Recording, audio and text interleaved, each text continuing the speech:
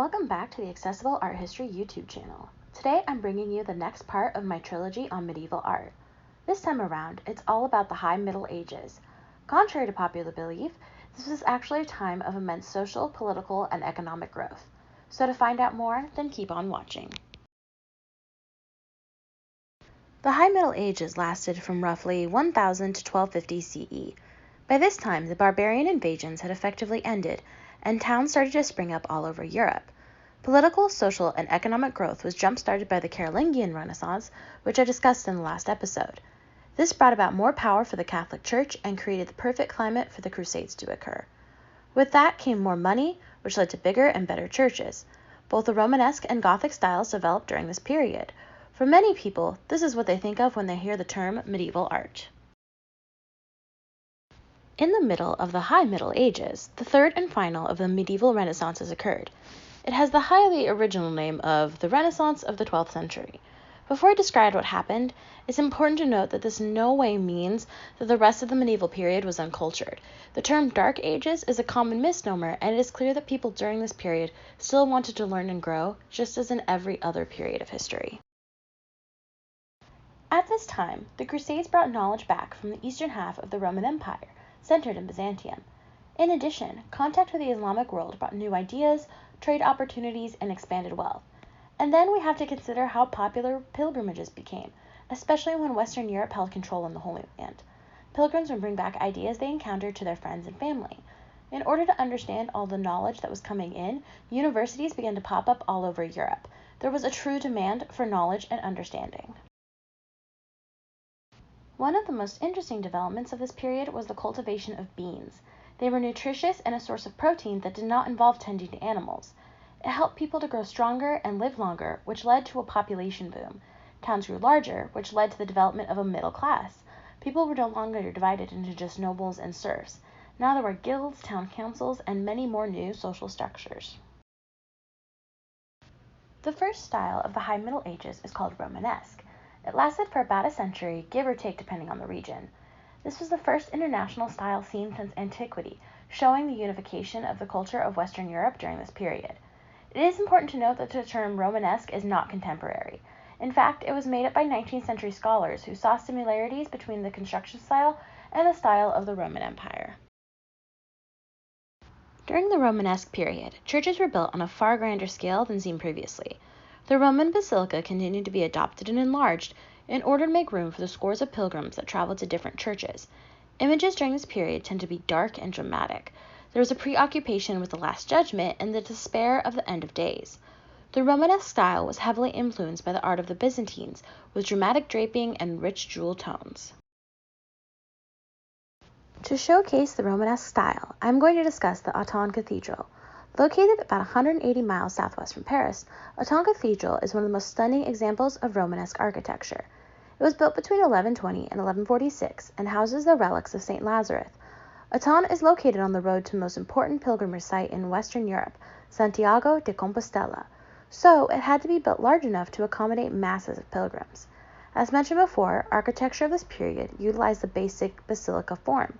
However, a transept was added to make the church into a cross shape. The nave was large, and there was also a three-step choir. This allowed for plenty of space for anyone who wanted to worship. One of the most remarkable parts about the Autun Cathedral is its sculpture program. There are dozens in and on the building, highlighting different stories and moments from the Bible. The most famous is, hands down, the Last Judgment scene from the tympanum. The tympanum is the rounded part above the doorway of a cathedral. This one was created by Gilbertus around 1130. It was one of the first monumental sculptures of the period. Because the majority of the population was illiterate, this was the way they could learn the stories of the Bible. In this piece, Christ is the largest figure and in the center. This means that he's the most important. We can see the influence of Byzantine art in his elongated body and heavily draped robes. Christ is flanked by his mother, the Virgin, and his apostles. They serve as witnesses for his judgment. To his left are the damned souls that are going to hell. Demons force them into line while St. Michael weighs their souls. It is violent and terrifying. To Christ's right, we see the blessed going to heaven. Angels are ushering them in, and everyone is happy and carefree. This work is filled with emotion and would have made quite the impression on pilgrims. Make sure to note that all the souls are shown in the nude. This was done to indicate that they have moved on from the mortal realm. After the Romanesque period, we have the Gothic period. It developed in France and slowly began to spread to other parts of Western Europe. Again, it's important to note that people in this period did not call their art Gothic. It was coined by Giorgio Vasari in the 16th century. He meant it as an insult because it differed so greatly from the revered classical styles of the Romanesque and antique times. If you want to learn more about Vasari, I made a whole video about him. I've linked it up in the eye and then in the description box below. During this period, art tended to focus on prefiguration. This is when the stories of the Old Testament predicted or prophesied what would happen in the New Testament. There was also an increase in devotion to the Virgin Mary. One of the best examples of Gothic art and architecture is Saint-Denis in Paris. In fact, it is often considered to be the first Gothic cathedral ever built. It was finished in 1144 and was built on the orders of Abbé Suger. Saint-Denis is the patron saint of France, and the cathedral served as the burial place for the French royal family. Like Romanesque churches, Saint-Denis was built on a cruciform plan. However, the invention of the flying buttress, a brace on the outside of the building, opened up the interior and allowed for more windows to be added. In addition, this opened interior allowed for more space for pilgrims, an always important factor in the construction of cathedrals. Perhaps the most famous element of Gothic art is the beautiful stained glass rose windows. Like a lot of terms in medieval art, rose windows was not used at the time, but it's pretty common nowadays. These windows were often the largest ones in cathedrals. They are circular and divided into sections with either stone or metal. Symbolism played a huge part, again because the general population was illiterate. The rose window of Saint-Denis is chock full of different scenes.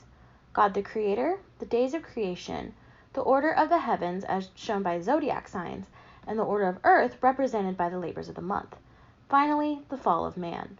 Each scene is further highlighted by geometric designs. The rose window is full of rich colors which would have sparkled brilliantly in the sun.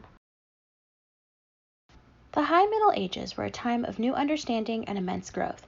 It was not the Dark Ages, as historians once claimed.